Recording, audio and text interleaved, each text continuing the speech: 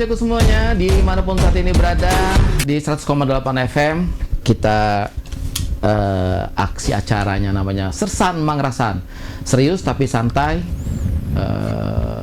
cerita tentang Mangrasan. Mangrasan sih tidak perlu diceritakan lagi karena posisi Mangrasan itu pangkatnya tetap Sersan, Dok. Oh iya gitu.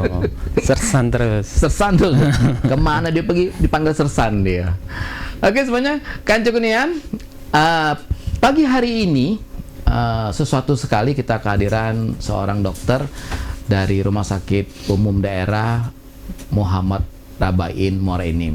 Insya Allah acara ini bakal rutin kita gelar dengan beraneka ragam topik akan kita bawakan, kemudian juga dengan dokter yang berbeda-beda. Hari ini spesial sekali, dokter yang kita undang siapa namanya tuh, dokter anak. Nah, yang lagi dengerin di 100,8 FM, kemudian di streaming kita www.100,8fm.com, kemudian juga yang lagi nonton live kita di Facebook, boleh boleh komen, boleh request lagu nanti ya. Benar, lagu nggak boleh. Boleh pertanyaan atau juga minta voucher sama dokter boleh. Oke, selamat pagi dokter. Apa kabar hari ini? Alhamdulillah, selamat pagi. Jumat berkah. Jumat berkah. Ya, Jumat berkah ya. Beliau apa tuh namanya? Alumni SMA 5 Palembang. Kemudian Fakultas Kedokteran tahun berapa kita, Dok? Fakultas Kedokteran tahun 2002. 2002. Lulusnya, Dok ya? Masuknya. Oh, masuknya berarti lulusnya lulus 2008. 2008. Kenapa milih kedokteran, Dok? Milih foto model gitu loh, Dok. Milih kedokteran kalau dari SMA sih sebenarnya nggak terlalu minat kedokteran gitu. Cuman nggak tahu diarahkan sampai kelas 3 SMA itu mulai minat ke pelajaran biologi saat itu. Biologi. Jadi mungkin gurunya bagus ngajarnya ya. Tertarik jadi. Nah, dari kelas 3 SMA mulai minat ke pelajaran biologi, lanjutlah ke kedokteran gitu. Berapa kali tes, Dok? Alhamdulillah 1 kali tes. Pertanyaannya boleh. Sudah berapa lama, Dok, di Rumah Sakit Rabain Muara Enim, Dok? Saya di Rumah Sakit Rabain, mungkin saya masuk dari Muara Enim itu sudah dari tahun 2009. 2009, 2009 tamat FK 2008, terus masuk ke Muara Enim ini tahun 2009. Penempatan pertama itu di Puskesmas Semendo. Semendo Darat Tengah. Pulau Panggung bukan, Dok? Tanjung Raya. Oh, Tanjung Raya. Tanjung Raya. Sempat jadi kepala puskes juga 2009 sampai 2011. Ngelanjut pendidikan lagi 2011. Selesai pendidikan 2015, waktu itu dapat beasiswa Kemenkes. Terus 2015 pengabdian dulu 1 tahun di 4 Lawang. 2016 kembali lagi ke sini gitu. Ternyata seorang dokter pun jam terbangnya harus keliling-keliling ini. Iya. Banyak pengabdiannya tapi. Kenapa memilih spesialisnya anak, Dok? Sebenarnya kalau dulu cowok itu kebanyakan ambilnya spesialisnya yang tindakan ya, kayak dokter Doli, ortopedi, obgyn, bedah gitu. Nah, pada tahun 2011 itu saya ngejarnya beasiswa Kementerian Kesehatan saat itu. Nah, Kementerian Kesehatan ini ditawarkan dulu ada satu spesialisasi minor. Nah, dan yang dibutuhkan itu spesialis anak gitu. Daripada saya nggak ambil kesempatan itu, lebih baik saya ambil saja kesempatan ambil spesialis anak itu. Alhamdulillah lancar dan beasiswanya dapat waktu itu 2011. Jadi memang saat itu berarti tahun 2000 berapa tuh? 2011 itu, Dok. Bagaimana posisi kesehatan anak menurut dokter di Kabupaten Muara kita? Saat itu juga saya lihat karena kita kebanyakan kerjanya di komunitas ya, waktu itu kan di puskesmas, kita keliling. Puskesmas kami itu memegang 12 desa saat itu. Dan kebetulan pegawainya atau SDM-nya nggak terlalu banyak di Puskesmas Semendo saat itu ya. Jadi satu 3 desa bisa cuman dipegang 1 bidan. Nah, di situ saya lihat kesehatan anak dan juga kesehatan ibu itu sangat-sangat dibutuhkan sekali untuk daerah-daerah yang terpencil ya, terutama untuk masalah gizi, imunisasi gitu ya, masalah pemberian ASI gitu. Nah, saat itu di puskesmas kami banyak sekali permasalahan seperti itu. Sehingga waktu ada tawaran apakah bersedia untuk mengambil spesialis anak dengan beasiswa Kemenkes, saya pikir ulang lagi bahwa mungkin ini jalan saya gitu untuk ngambil spesialis anak gitu. Kan Cukunian pasti penasaran siapa nama dokter ini, dari tadi kita udah so akrab. Iya, oke. Kan Cukunian beliau adalah Dr. Henry Ajis ya, Dok. Oke. Dr. Henry, Dok.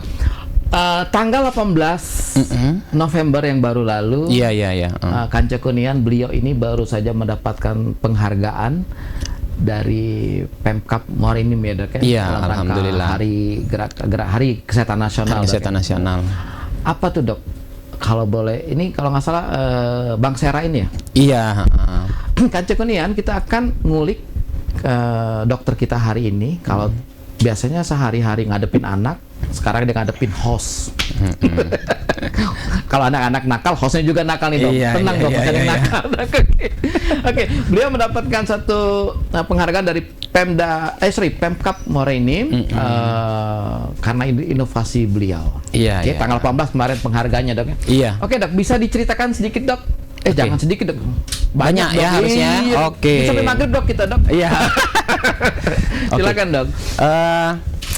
Pendengar sekalian, Kance ya kita nyebutnya ya. Oke, pendengar sekalian, mungkin saya sapa dulu ya pendengarnya, boleh ya, Kance sekalian. Saya Dr. Henry Aziz, spesialis anak. Saya bekerja di RSUD HM Rabain untuk saat ini. Pada tanggal 18 November kemarin itu saya dianugerahkan dokter terinovatif di Kabupaten Muara Enim tahun 2024. Sebelumnya memang sudah pernah juga saya mendapatkan itu, yaitu dokter teladan 2017. 2017 ya, dokter teladan. 2017 dokter teladan. Terus yang ini kedua, alhamdulillah dapat lagi dokter terinovatif 2024 dengan mengusung 2 inovasi yang kami bawa sebenarnya. Ya, inovasi itu sudah kita buat dari tahun 2021 2022, yaitu melalui polistunting. Polistunting itu adalah suatu poli untuk melayani anak-anak dengan kondisi stunting, menerima rujukan-rujukan dari puskesmas-puskesmas. Selanjutnya kita buat lagi satu inovasi. Tahun 2024 ini kita buat inovasi yang kita sebut dengan Bangsera, Bangsal Nutrisi Sehat. Bangsal Nutrisi Sehat ini apa? Bangsal Nutrisi Sehat ini adalah kami membuat suatu tempat rawat inap, ya, rawat inap khusus untuk pasien-pasien yang dengan gangguan gizi, terutama gizi buruk, stunting gitu, ataupun gangguan gizi yang sulit makan yang tidak bisa dilakukan pelayanan di rawat jalan gitu. Nah, jadi Bangsera ini Bangsal Nutrisi Sehat Rabain, Dok. Iya. Jadi maaf, Dok, satu bangsal itu khusus untuk masalah ini. Iya, masalah gizi. Jadi dalam satu bangsal itu awalnya kita siapkan satu ruangan, Pak. Satu ruangan itu kita siapkan 4 bed, ya, 4 bed. Ya? Levelnya itu kelas 2 kalau untuk level apa namanya perawatannya, ya. Nah, kelas 2 itu satu kamar 4 bed. Itu khusus pasien gizi. Namun karena peminatnya cukup banyak dari puskesmas-puskesmas, pasien yang akan kita rawat, kita jadi membuat 2 ruangan. Jadi 2 ruangan dengan kapasitas 8 bed. Dan itu tidak dicampur dengan pasien-pasien yang lain. Khusus pasien-pasien dengan masalah gizi gitu. Masalah gizi, gizi buruk, masalah stunting, terutama pasien-pasien yang dengan gangguan makan gitu. Jadi kita rawat gitu, kita gangguan makan. Yang kita fokuskan adalah edukasi kepada keluarga. Bagaimana cara pemberian makannya, terus kita perhitungkan bagaimana makanan yang masuk terhadap pasien tersebut agar masalah gizi ini bisa teratasi waktu pasien tersebut dirawat, seperti itu. Nah, Dok, butuh berapa lama, Dokter? Apa nih bikin untuk berinovasi ini ya? Kemudian gini, Dok. Saat apa dokter tiba-tiba berpikir bahwa apa tuh, Dok? Terinspirasi gitu ya. Terinspirasi apa? Kenapa harus apa tuh mendorong itu, Dok? Ya, sebenarnya cukup lama juga sih sejarahnya. Pada tahun 2002 awal itu kita setiap kabupaten itu ditunjuk satu orang sebagai penanggung jawab masalah gizi oleh organisasi profesi.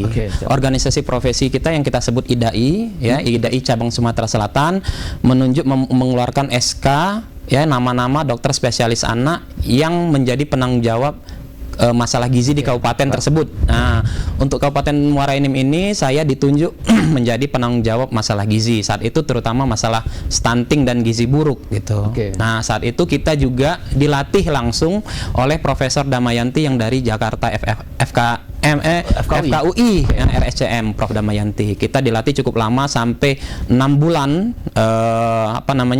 pendampingan beliau terhadap kami. Kami juga disuruh mengampu satu puskesmas. Saat itu kita mengampu puskesmas Tanjung Agung saat itu. Nah, di puskesmas Tanjung Agung itu kita mendapatkan ada 88 anak yang stunting. 88 anak yang stunting. Bukan satu kecamatan, satu desa. Satu desa bahkan. Ya, jadi saya juga cukup kaget.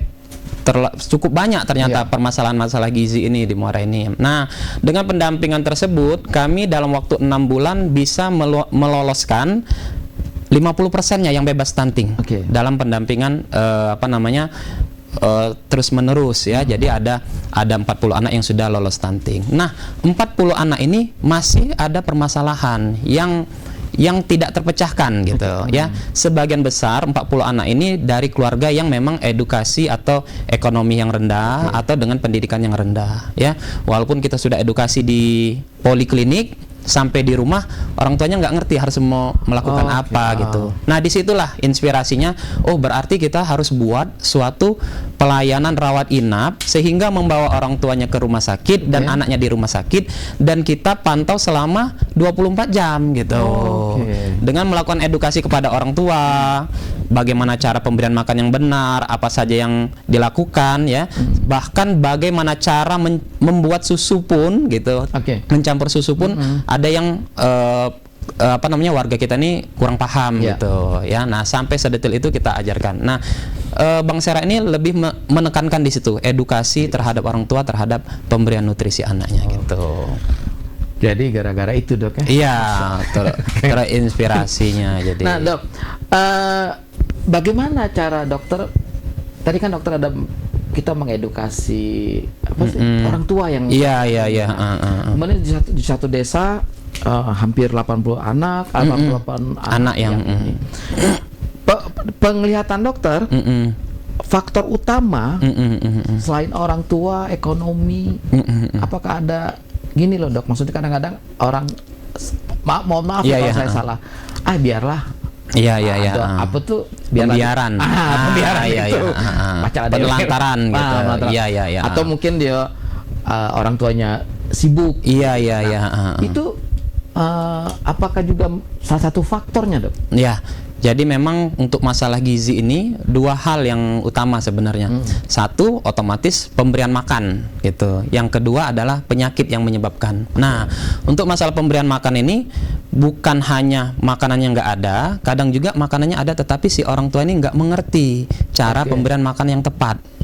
Gitu. Contohnya, ya, ada juga pasien kita, pasien dengan gangguan gizi, tetapi orang tuanya ini berkecukupan. Secara ekonomi cukup. Ekonomi cukup. Nah, tetapi ilmu yang sampai kepada orang tuanya itu dia lebih sampai yang di sosmed gitu. Cara pemberian makan itu harus pemberian makannya cuma buah-buahan saja pada anaknya gitu. Nah, jadi ilmu-ilmu atau pembelajaran yang salah ini juga bisa mengakibatkan gangguan gizi pada anak tadi, karena si anak tadi tidak diberikan nutrisi yang tepat gitu. Tapi memang hampir kebanyakan dengan gangguan itu tadi, tingkat kemiskinan. Dan juga yang paling banyak juga adalah penyakit. Penyakitnya apa tuh, Dok? Nah, penyakit yang dominan kita ini yang masih tinggi adalah tuberkulosa, TBC anak gitu. Nah, TBC anak ini sebenarnya penularannya itu dari orang tua. Atau dari orang tua yang sakit TBC juga gitu, dan juga lingkungan yang nggak sehat gitu. Misalnya orang tuanya merokok dalam rumah gitu, ya, debu yang banyak gitu, ya. Nah, itu juga sebagai faktor yang tinggi. Yang nomor 2 adalah anemia, kelainan jantung bawaan, dan yang terakhir juga alergi. Yang paling tinggi penyebab gangguan gizi ini pada anak gitu. Jadi justru faktor ekonomi bukan sesuatu yang bukan jadi halangan Iya, kalau orang tuanya bisa mengedukasi. edukasi yang bagus gitu. Nah dok, nanti kan anak ini yang kita Dirawat tadi. dirawat Iya. di Bank Sera ini. Nah, itu orang tuanya ikut. Iya, orang tuanya ikut mendampingi. Oke. Jadi kemarin tuh permasalahan kadang orang tuanya itu waktu dirawat mereka butuh dana untuk makan gitu kan. Oke. Nah, jadi mereka nggak mau dirawat. Nah, Si anak ini. iya, si anaknya nggak mau dirawat karena orang tuanya ketika harus dirawat di rumah sakit, orang tuanya harus cari makan dan dia harus mengeluarkan dana. Nah, kita ada kebijakan khusus untuk orang tua yang ikut dirawat itu si anaknya yang dirawat tadi, kita menyiapkan 3 kali makan sehari di rumah sakit untuk orang tuanya. Bapak, ibu atau Satu orang saja. Satu, okay. Biasanya ibunya kita Ibunya, berikan. Biasanya 1 orang penunggu gitu. Ya, harapan kita itu tadi, harapan kita anaknya sehat dan orang tuanya juga sehat sewaktu dirawat gitu. Kang Cekunian, ternyata perjuangan seorang dokter Henry sungguh apa ya Kang Cekunian, sesuatu sekali di tengah-tengah profesi yang harus dituntut tampil prima, beliau justru membuat sesuatu yang alhamdulillah bisa memberikan dampak positif untuk masyarakat dan diganjar penghargaan dari pemerintah. Dok, ini kata dokter yang kedua dok ya? Iya. Boleh tahu sedikit flashback dok, yang pertamanya apa? Yang pertama itu namanya posting, polistunting. Oke. Nah, polistunting itu kami menyiapkan suatu layanan rawat jalan, itu menerima rujukan-rujukan pasien-pasien stunting dari puskesmas. Jadi pasien stunting di puskesmas itu dibawa ada yang kita datang ke puskesmasnya langsung. Jadi dia sifatnya pelayanan keliling, muter-muter puskesmas. Ada juga yang pasiennya dibawa ke rumah sakit untuk pemeriksaan lanjutan yang lebih canggih lagi seperti ronsen, darah gitu. Nah, 2 inovasi yang telah dokter lakukan di Rumah Sakit Rabain. Kemudian kalau boleh tahu, apa lagi? Oh iya. Kalau boleh tahu. Iya. Ya, untuk sebenarnya untuk profesi saya atau subkonsultan saya adalah dokter yang memegang pasien-pasien bayi baru lahir. Nah, bayi baru lahir ini kita sebut perawatannya kita sebut perinatologi dan ruang intensif bayi gitu. Nah, memperjuangkan ruang intensif bayi di tingkat kabupaten ini nggak mudah karena ruang intensif itu harus mempunyai alat-alat yang canggih gitu ya. Nah, untuk mendapatkan alat-alat canggih ini kita pernah melakukan inovasi pembukaan awal ruang NICU pada tahun 2016. Ruang NICU pada tahun 2016. Nah, ruang NICU ini kita membuat proposal ke Kementerian Kesehatan untuk mendapatkan bantuan alat-alat dari Kementerian Kesehatan. Nah, alhamdulillah itu tembus sehingga kita mendapatkan cukup banyak alat-alat untuk ruang NICU itu sehingga level ruang NICU kita ini nggak kalah dengan ruang NICU yang ada di Palembang gitu. Karena dengan kapasitas ruang NICU yang 10 inkubator tadi dilengkapi dengan mesin-mesin alat bantu nafas yang yang cukup bagus gitu. Ya, sebagai pembuktiannya kita bisa melakukan perawatan bayi-bayi yang kecil. Ya, bayi-bayi yang kecilnya sampai bayi yang paling kecil itu 890 gram yang pernah kita rawat. Dan yang maaf dok, lahir maksudnya lahir prematur dia tuh. Lahir prematur, dia berat badannya 890 gram, itu bisa berhasil kita rawat dan alhamdulillah pulang dengan selamat gitu. Itu yang cukup membanggakan tim juga ya, tim kami di ruangan NICU ada perawatnya, ada bagian farmasi ya, petugas gizi juga, itu inovasi kami juga di RSUD HM Rabain gitu. Apa lengkap timnya dok ya? Iya. Nah dok, apakah inovasi ini memiliki potensi untuk direplikasi di wilayah lain? Harapan kami ya, Bank Sera ini maupun posting polistunting tadi ataupun Bank Sera ini bisa dilakukan di kabupaten-kabupaten lain. Nah, kami juga sebelum melebar ke kabupaten lain, kami juga melakukan replikasi Bank Sera ini di puskesmas-puskesmas tingkat rawat inap. di Kabupaten Muara Enim. Nah, beberapa kecamatan yang ada puskesmas tingkat rawat inap, kita juga coba latih SDM-nya, kita latih dokternya untuk bisa melakukan si Bank Sera ini di tingkat puskesmas. Karena kita tidak menutup mata bahwa demografi Muara Enim kan sangat luas, ya. Jadi kalau tempatnya cukup jauh, misalnya di Beringin harus ke sini, dia cukup jauh. Nah, sehingga ada juga keluarga pasien yang tidak bersedia dirawat di Rabain, tetapi dia bisa di puskesmas setempat. Maaf dok, kalau boleh tahu sudah berapa puskesmas dok yang kita waktu untuk melakukan replikasi ini kita sudah mengundang seluruh puskesmas, ya. Ada beberapa puskesmas, mungkin 4 atau 8 puskesmas yang kita kan ada 23 puskesmas saat ini, ada 4 atau 8 puskesmas rawat inap yang sedang on proses untuk melakukan replikasi. Sedangkan untuk polistunting kita pernah diundang di tingkat provinsi, ya, di BKKBN provinsi, karena polistunting saat itu kan cukup berhasil bisa membebaskan anak-anak stunting 50 dari 88 tadi kan, jadi 40 yang bebas stunting. Nah, hal tersebut kita diundang ke provinsi untuk mempresentasikan inovasi kita tadi di sekabupaten Sumatera Selatan. Dokter dong jadi ininya. Iya, yang kita melakukan presentasinya agar bisa dilakukan replikasi di kabupaten-kabupaten yang lain. Nggak apa-apa dok? Nggak masalah, itu untuk kesejahteraan seluruh anak-anak. Nggak minta royalti dok? Nggak bisa. Oke, semuanya Kanca Kunian, seru banget ngobrol dengan Dr. Henry yang memilih spesialis dokter anak. Jadi merinding nih kita yang alasannya jadi merinding. Oke, jarang-jarang apa namanya tuh beliau memilih spesialisnya anak karena melihat banyak sekali justru kayak namanya tuh masalah pertumbuhan anak-anak, gangguan anak ya di desa-desa gitu ya.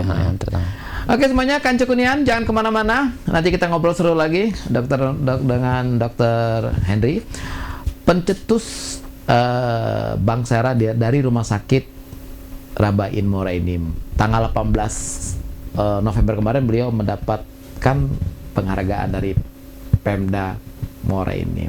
18 sekarang 22, baru 5 hari dok. Iya, hari Senin kemarin. Makan dok.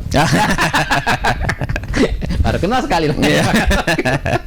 Oke, semuanya Kanca Kunian ngobrol seru masih dengan Sersan Mangerasan, akan kembali setelah yang satu ini. Oke Kanca Kunian, kembali kita di Sersan Mangerasan yang insya Allah tampil biasanya jam 10-11 atau jam 2, jam 3.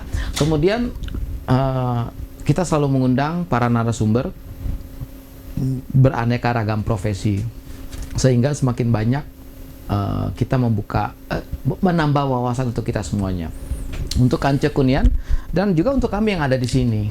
Seperti saat ini, kalau dokter nggak kami undang, kami nggak tahu Bang Sera. Oke, ketemu di Jalan Sapo Bang Sera. Oke, Kanca Kunian, yang masih nonton di Facebooknya kita Serasan Radio, kemudian juga yang mendengarkan di 100,8, yang ada di rumah atau yang lagi di kendaraannya, tetap hati-hati, jangan mengganggu konsentrasi. Oke, dok, kalau di Rabain, kalau boleh tahu prakteknya jam berapa, hari apa aja? Karena di Rabain itu ada beberapa dokter anak, jadi untuk poliklinik kita membagi, dan kebetulan saya dapat di hari Rabu. Rabu ya? Dari jam 8 sampai jam 12 atau sampai pasiennya selesai gitu. Cuman seminggu sekali dok? Iya, untuk di poli anak. Kalau di luar jam kerja, saya buka poli di RS Karunia Indah Medika di Islamic Center, itu dari hari Senin sampai Jumat jam 4 sore setelah selesai kerja gitu. Senang dok jadi dokter dok? Oh alhamdulillah.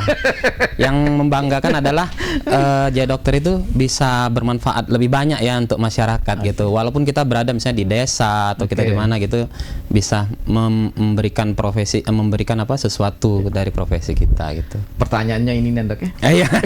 Lugu nih ya. Senang jadi dokter ya? Mana senang dak mikir kedokteran. Dok pernah ngadepin orang tua pasien yang nakal dok? Yang apa ya maksudnya gini dok ya?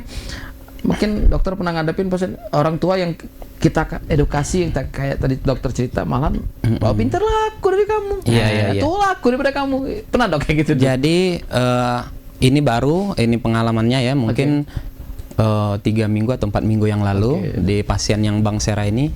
Jadi kita sebut saja ada di satu daerah ya, gak enak nyebutnya. Ini daerah X. Ya daerah X ya. Nama pasiennya Bunga. Iya. Pasien ini memang dengan gizi buruk. Pasiennya, anaknya dan gizi buruk. Gizi buruknya usianya kalau nggak salah itu 1 tahun berapa bulan. Anaknya itu anak satu-satunya gitu. Laki-laki perempuan dok? Perempuan. Tadi namanya Bunga kan? Oh Bunga, oh ya Bunga, bisa pas gitu dok. Oke. Bunga. Terus memang si ayah pasien ini agak temperamen gitu ya. Anaknya juga ada kelainan saraf anaknya, sehingga umur 1,5 tahun itu hanya cuman tertidur saja gitu ya. Belum bisa duduk gitu ya, apalagi berdiri. Dan pasiennya ini juga dengan gizi buruk gitu. Kita kunjungin ke situ dan melakukan edukasi agar si pasien ini kita rawat di Bang Sera. Nah, melakukan edukasi dengan secara baik-baik ya, dengan orang baik, dengan ayah, ibu, ataupun di situ ada juga mereka tinggal dengan mertuanya. Dengan kakek neneknya kita edukasi. Semuanya mau dirawat, tetapi si ayahnya ini nggak mau dirawat. Karena mungkin banyak pertimbangan si ayah tadi kan, masalah biaya mungkin segala macam gitu ya. Akhirnya kita mundur dulu, pulang dulu, tetapi kita berkoordinasi dengan kecamatan, dengan desa, dan juga dengan polisi kami berkoordinasi. Aparat juga? Iya, dan aparat juga berkoordinasi. Malamnya itu kan ibunya bertengkar dengan ayahnya. Ayahnya lakukan KDRT mungkin, kan? Jadi panjang. Iya, panjang. Pada kita nak nolong. Iya, kita nolong. Terus kemudian akhirnya awalnya sih kepala desa dulu melakukan pendekatan dengan bapaknya ini tadi, tetapi juga nggak berhasil. Akhirnya kita turunkan semuanya, polisi, ABRI, Pak dari kecamatan kita aja nyerbu gitu. Ya, jadi ke rumah, dan juga kita jemput anaknya tadi dengan ambulan gitu. Nah, mungkin ngelihat orang ramai tadi agak ciut juga si bapaknya tadi kan. Don juga dia.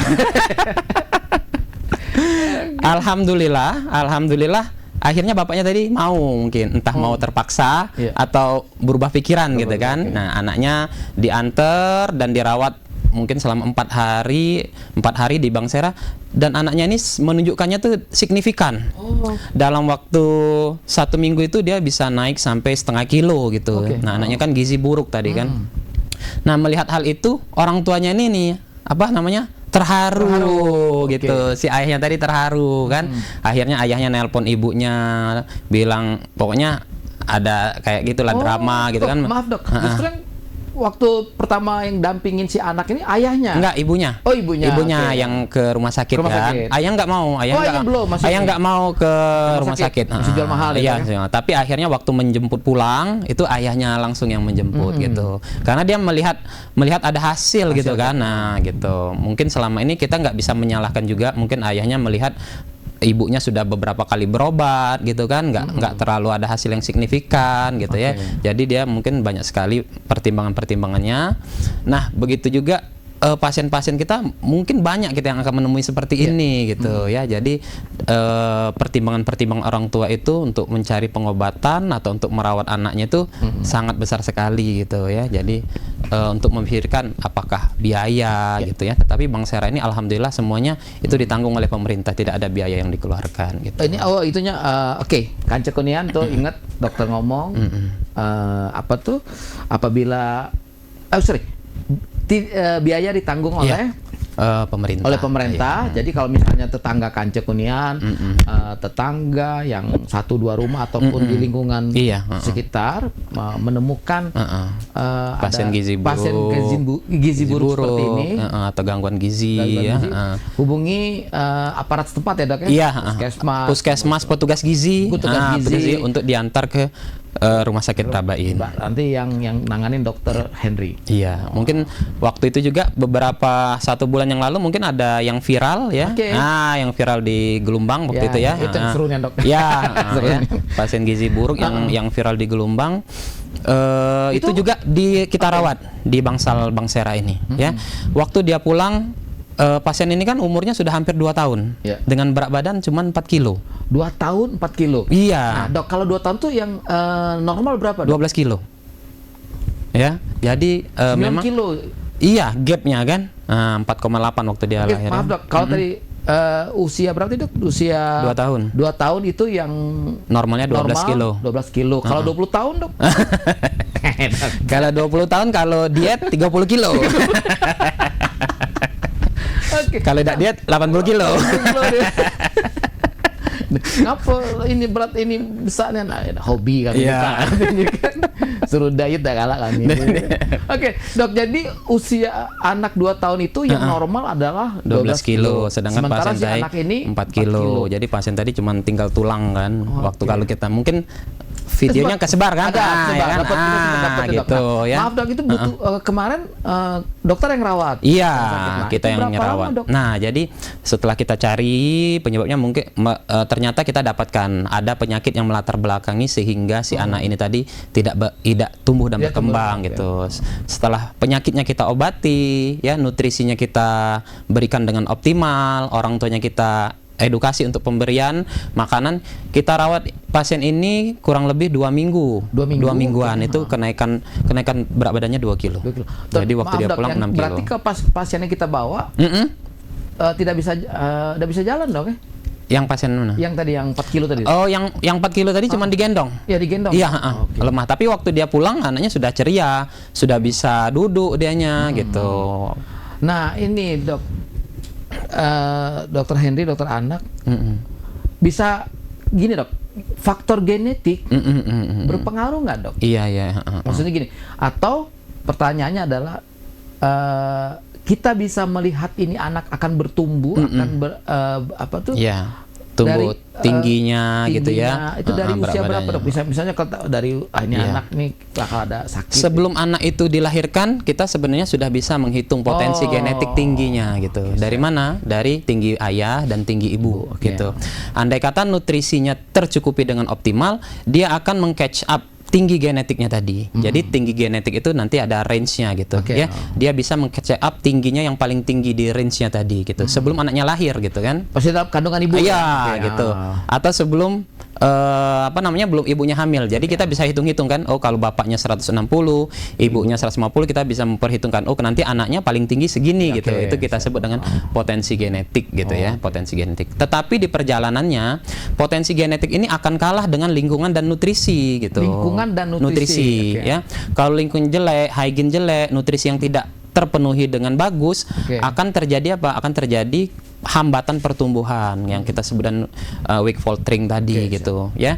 Makin lama terjadi hambatan pertumbuhan, akan terjadi itu tadi stunting danya. Jadi dia tumbuh di bawah potensi genetiknya gitu. Jadi kita sebagai orang tua jika ingin mempunyai anak yang tumbuh kembangnya bagus ya, selain lingkungan tadi, nutrisinya harus dicukupi dengan optimal gitu. Jadi jangan bergaya baik bapak ibunya. Iya, benar. Aja lupa ngurus anak. Iya. Oke. Nah, Dok, kita pengen tahu, Dok, bagaimana inovasi ini diterima oleh pasien, terus keluarga mereka dan juga tenaga kesehatan Morenim, Dok. Iya. Oke, jadi kalau untuk keluarga pasien tadi, bukan tantangannya ada. Iya, jadi bukan hanya ada yang pro, ada juga yang kontra. Ternyata dengan ini kan, contohnya kasus tadi kan, kalau yang pro cukup banyak kan, dia sudah diedukasi langsung mau dirawat. Tetapi ada juga yang kontra gitu dengan kita mau ngerawat anaknya tadi ya. Tetapi ketika anaknya dirawat, ketika kita memberikan perawatan, mereka cukup merasa terbantu gitu dan merasa sangat berterima kasih sekali bahwa mereka sudah diajarkan, diedukasi cara pemberian makan yang bagus dan anaknya bagus tumbuh kembangnya gitu. Dan untuk petugas kesehatan kita ada tim di Bank Sera ini, mulai dari dokter anak, perawat, bagian farmasi, petugas gizi dan unit-unit lain yang terlibat, laboratorium, radiologi dan manajemen. Mereka juga cukup bangga melakukan si Bank Sera ini. Kenapa? Karena mereka bisa berkontribusi untuk perkembangan anak di Kabupaten Muara Enim ini gitu. Jadi satu tim yang solid sekali, Dok. Iya. Nah, sejak dokter luncurkan, apa dampak terbesar Bank Sera yang sudah dokter lihat nih? Ya, jadi Bank Sera ini pilot project kita lakukan mulai di 3 bulan yang lalu.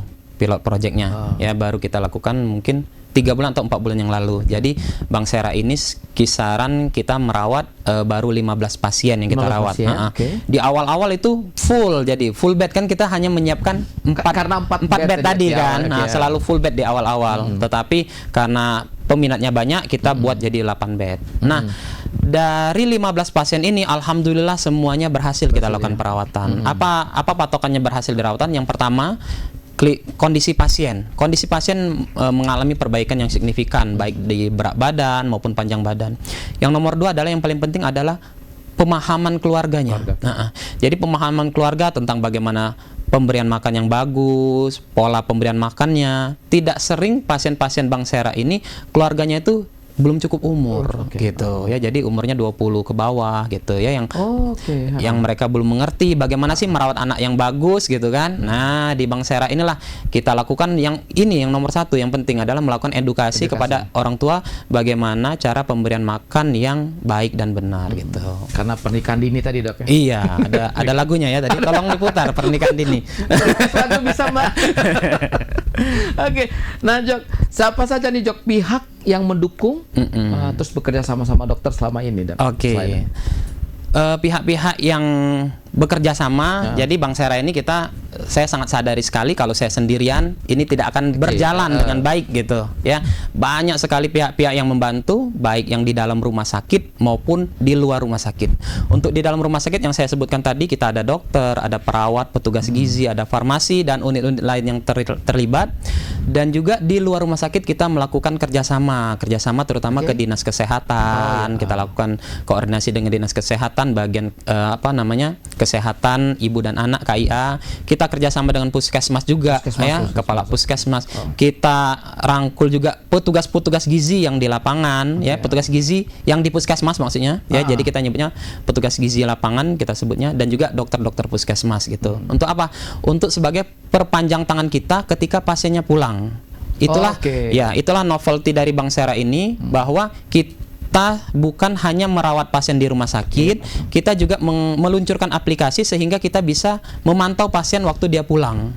Gitu. Jadi berkelanjutan ya, Dok, ya? Berkelanjutan sampai pasien tadi bebas gizi buruknya atau bebas stuntingnya gitu.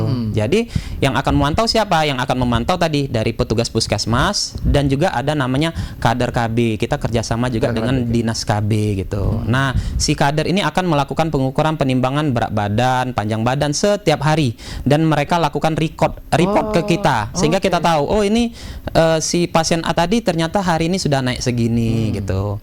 Dan di puskesmas itu akan melakukan kunjungan setiap minggu sampai pasien tadi bebas gizi buruk dan bebas stuntingnya. Jadi banyak sekali komponen-komponen yang kita ajak untuk kerjasama.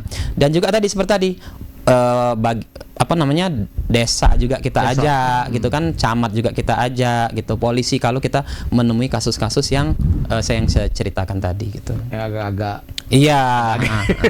karena kenapa? Karena masalah gizi ini sebenarnya kadang orang berpikir masalah gizi buruk hanya masalah puskesmas, dinas kesehatan dan rumah sakit.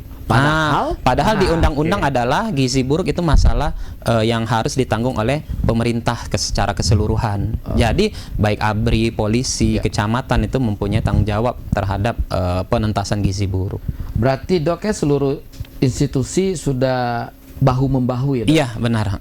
Terutama stunting dan juga gizi buruk. Inilah yang menjadi dokter dengan konsep inovasi Bang Sera ini. Iya. Dok, biasanya kalau pasien itu dirawat di Bang Sera ini, itu gimana, Dok? Maksudnya butuh berapa lama? Atau patokannya harus dilihat, gitu. Udah sehat nih, Iya. Mana yang duluan antara dua ini, Dok? Iya. Jadi kebanyakan yang kita rawat di sini adalah pasien dengan gangguan gizi. Gangguan gizi, terutama gizi buruk dan pasien stunting. Nah, yang biasanya sudah dipantau rawat jalan, pasien tidak menghasilkan hasil yang bagus gitu. Nah, di Bang Sera ini ada dua yang kita cari dulu. Penyebab dasarnya kenapa dia menjadi gizi buruk. Nah, yang kedua adalah pemahaman nutrisi keluarganya. Nah, dua hal inilah yang menjadi pokok utama kita. Jadi kita cari penyebab mengapa dia menjadi gizi buruk, apakah dia ada penyakit-penyakit yang lain gitu. Itu langsung kita waktu pasien, karena Bang Sera ini sudah maksudnya sudah ada SOP-nya. Iya. Jadi pasien waktu masuk ke UGD itu sudah langsung pemeriksaannya semua lengkap ya. Ini Bang Sera nih. Iya, gitu. Oke. Beda misalnya Siap. dengan penyakit-penyakit yang lain nanti pemeriksaannya nanti di Bangsal, besok lagi kan itu kan Oke. sebenarnya membuat waktu yang cukup panjang. Nah, kalau itu masuk ke pasien Bang Sera ada gangguan gizi, misalnya gizi buruk atau stunting, waktu di UGD itu langsung pemeriksaan lengkap. Apa saja sudah dilakukan pemeriksaan. Besok sudah keluar hasilnya. Oke. Dan besok hampir 60-80% kita sudah tahu nih. Oh, ini pasien ini sakitnya ini penyebabnya. Oke. Gitu. Terus besok kita merencanakan pemeriksaan lagi sambil kita langsung melakukan tim yang lain lagi melakukan edukasi kepada keluarga. Oh. Jadi benar-benar cepet. Jadi, pasiennya masuk ke Bangsal, ke Iya, Bang Sera, si orang tua keluarga langsung diedukasi, edukasi, oke. terus pemeriksaan jalan gitu. Terus sambil kita melihat toleransi si anak tadi pemberian makannya bagus atau tidak, ya. Oke. Nah, Dok, itu perlu surat pengantar nggak, Dok? Iya. Misal karena nanti kan harus ada pengantar dari RT RW. Iya. Gimana, Dok? Kira-kira, Dok. Jadi biasanya kan kalau di tingkat kecamatan itu ada puskesmas namanya. Oke. Jadi kalau misalnya kita bisa kunjungi dulu ke puskesmas, Oke. nanti dilakukan pemeriksaan dulu oleh petugas gizi. Jadi Bang Sera ini, walaupun Bang Sera ini baru jalan beberapa bulan, tetapi pemahaman tentang masalah gizi ini sudah sering kita lakukan, kita sosialisasikan. Mulai dari tahun 2002 kemarin kita sering intens mensosialisasikan cara perhitungan gizi pada pasien-pasien dan gangguan gizi. Jadi baik dokter maupun petugas gizi di puskesmas sudah bisa secara mandiri menentukan, oh ini perlu nih dirawat di Bang Sera gitu. Oh ini dirawat jalan saja gitu. Nah, kunjungi dulu puskesmas terdekat ya, atau hubungi bidan di desa agar mereka menjadi perpanjangan tangan kita apakah pasien ini harus dirawat atau tidak gitu. Oh, jadi kita aktif ya, Dok ya? Iya gitu. Tapi ada juga kasus-kasus yang seperti tadi, anaknya kita temukan waktu kita supervisi gitu. Nah, kan itu dia kan nggak berobat orang tuanya yang tadi kan. Iya. Nah, orang tuanya di rumah. Tetapi kita menerima laporan dari tetangga gitu ya. Ada pasien yang gizi buruk di sini, nanti petugas lapangan atau bidan desa itu nanti mengunjungi ke rumah. Jadi sifatnya bisa aktif, bisa pasif juga gitu. Oke, Dok. Tadi Bang Sera, Bangsalnya baru apa? Bangsal nutrisi. Ya, ada 4 tempat tidur saat ini. Full, Dok. Iya, full. Jadi berapa, Dok, yang wajar berapa kok di situ? Iya, harapan kita sih untuk saat ini full, tapi makin lama kan harapan kita masalah gizi ini terselesaikan dan makin lama makin kosong itu ya harapan kita. Ya, gitu. Oke, justru 4. Berarti nggak perlu ditambah lagi, Dok ya? 48 sekarang 8. Oke. Nah, Dok, kita Kabupaten Muara Enim ada 22 kecamatan. 23 sekarang. Oh, 23 ya? Tambah lagi ya. Oke, 23 kecamatan, 246-an, hampir 250, 246 desa dan 10 kelurahan, Dok ya. Ini menurut kacamata dokter selaku dokter anak, pukul rata ya, Dok ya? Iya. Faktor utama yang menjadi apa tuh namanya ini apa ya, Dok ya? Kebanyakannya Apa gizi itu? buruk. Oh stunting gitu. ya. Faktor yang melatar belakangi terjadi masalah gangguan gizi ini. Iya. Iya. Sebenarnya faktor yang melatar belakangi gangguan gizi ini, yang pertama yang sudah saya sebutkan tadi gitu. Cara pemberian makan yang tidak tepat gitu untuk anak-anak. Cara gitu. memberi makan Yang tidak tepat gitu ya. Atau juga cara pemberian makan ini berhubungan dengan memang tidak ada makan yang akan diberikan, atau kurangnya pengetahuan orang tua bagaimana cara memberikan makan yang bagus ya. Satu contoh ada di daerah suatu daerah gitu ya. Tadi X sekarang ini Y. Ya. Si anak ini tadi lahir ibunya meninggal. Oke. Jadi anaknya diasuh oleh neneknya. Karena si nenek ini nggak ngerti cara pemberian makan yang bagus, ASI tidak ada, susu formula dia juga susah memberikan. Si anak ini tadi diberikan susu kaleng, kental manis. Susu kaleng. Ya, kental manis. Dari dia umur 0 hari gitu, ya. kita temukan pasien ini waktu dia berusia 3 bulan. Pasien waktu dia 3 bulan sudah kondisinya gizi buruk dianya. Nah, gizi buruk, kurang protein, kwashiorkor kita nyebutnya. Nah, ini juga sering terjadi di kita, ya. Pemberian susu kental manis itu kan masih sering untuk anak-anak, padahal susu kental manis itu isinya bukan susu, isinya adalah gula gitu, ya, itu creamer gula. Jadi tidak boleh diberikan pada anak-anak. Dan ini masih banyak sekali saya temui di tiap puskesmas, ya, ada anak stunting memang riwayat pemberian susu. Jadi pemberian susu kental manis itu tidak diperbolehkan untuk anak-anak, ya. Atau yang kedua tadi, orang tuanya berkecukupan tetapi nggak ngerti bagaimana pemberian makan yang bagus gitu, ya. Jadi dia ngelihat sosmed katanya, oh ini organik nih bagus katanya kan. Nah, jadi anaknya dikasih organik, cuman dikasihnya buah-buahan gitu, padahal yang tepat adalah pemberian karbohidrat, protein dalam bentuk bubur tadi gitu, ya. Tapi juga tidak menutup kemungkinan penyakit-penyakit yang tadi yang tersebar gitu, TBC, anemia, alergi, cacingan gitu, ya. Dan yang terakhir yang makin marak terjadi di sini adalah itu pernikahan dini tadi gitu, ya. Makin ke sini tuh ada yang umur 14, ini ada umur 14-13 tahun. Sekarang pasien kita. Iya, yang melahirkan ya. Gitu. Oke. Kanco Kurniawan seru sekali ngomong sama dokter kita tentang tamu kita hari ini. Dok, izin dok, kita ngeliat ke belakang layar. Nah, ini dokter. Sorry, ini penghargaan dokter. Iya. Dok, maaf dok, mau tanya, gimana perasaan dokter ketika menerima ini dok? Itu rasanya gimana dok? Ya. Sebenarnya penghargaan ini saya dedikasikan seluas-luasnya untuk tim, ya, karena yang inovasi ini, walaupun saya sebagai inovatornya, tetapi inovasi ini berjalan karena adanya tim tadi gitu. Jadi kami sangat bangga sekali, ini tim kami, ya.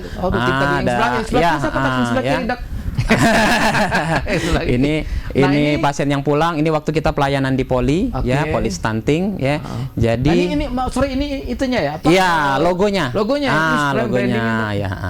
Ini ya, kami sangat bangga sekali, ya. Jadi ini dok, kenal saya dok. Oh ya, ini oleh tante. Ini tim, ini dok, ini dok siapa dok? Ini dok. Ini dok yang ini. Nah, ini di ruangan itu. Di ruang Bangsera. Di ruang Bangsera. Nah, ini paling stunting semua nih, yang sebanyak-banyak tadi ya. Itu semuanya. Ya, gitu. Ini waktu kita kunjungan ya. Ini di rumah sakit di GSG, karena pasien stuntingnya 30-40 pasien, agar pasien dan ibunya agak leluasa, jadi kita buka polikliniknya tuh di Gedung Serbaguna. Itu kapan dok? Maaf dok. Kalau poli stunting kita lakukan secara kontinu, bisa per 4 minggu sekali atau per 2 minggu sekali. Jadi nanti kita dihubungi oleh puskesmas, dok kami mau kirim pasien stunting 50 misalnya. Nah, jadi kita buka poli stuntingnya. Oke, sip. Oke, Kanco Kurniawan, kita pengen ngobrol lebih seru lagi dengan Dr. Henry, cuman beliau ada tugas lain nih dok.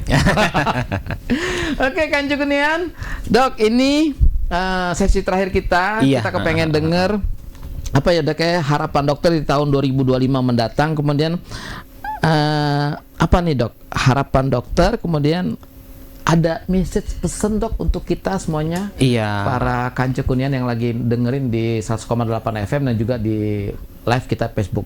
Silakan dok. Oke, baiklah Kanco Kurniawan, ya, para pendengar setia Radio Serasan 108 FM, ya.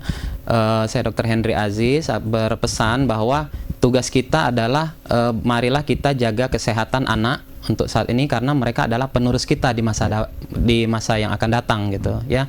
Dan jangan ragu untuk melakukan suatu inovasi, mulai dulu dari yang kecil, dari yang sederhana, ya. Terus lagi lihat apa saja masalah-masalah yang ada di depan kita, cari suatu yang solutif gitu, ya. Terus lagi kumpul dengan komunitas yang baik, sehingga kita bisa menciptakan suatu inovasi yang besar dan baik untuk yang bermanfaat untuk banyak orang gitu. Oke, terima kasih banyak dok. Dok, di antara pasien yang tadi dokter rawat, anak-anak, adik-adik kita itu, dokter pernah tanya nggak kalau gede mau jadi apa? Oh iya, ya. Setiap anak mempunyai cita-citanya, ya. Banyak ada yang mau jadi dokter, jadi tentara, gitu ya. Tapi jadi tentara, jadi dokter ada. Iya. Ada yang jadi penyiar nggak? Ada jadi YouTuber ya. Oke, Kancu Kunian, seru ngobrol dengan dokter. Dok, insya Allah nanti kita ngundang lagi ya dok ya. Siap, Kapan siap, ada siap, waktu siap. kita ngebahas yang lain lagi. Iya. Kalau ngelamar jadi penyiar boleh? Boleh dok, kita butuh dok.